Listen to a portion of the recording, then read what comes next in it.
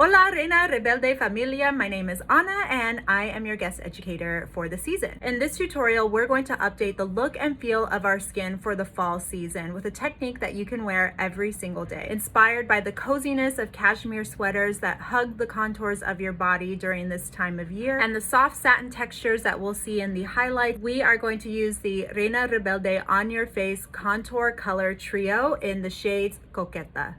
Let's get started on our cashmere skin trend. Dip your brush into the shimmering highlight shade and sweep over the high points of the face, tops of the cheekbone, and don't forget the apple.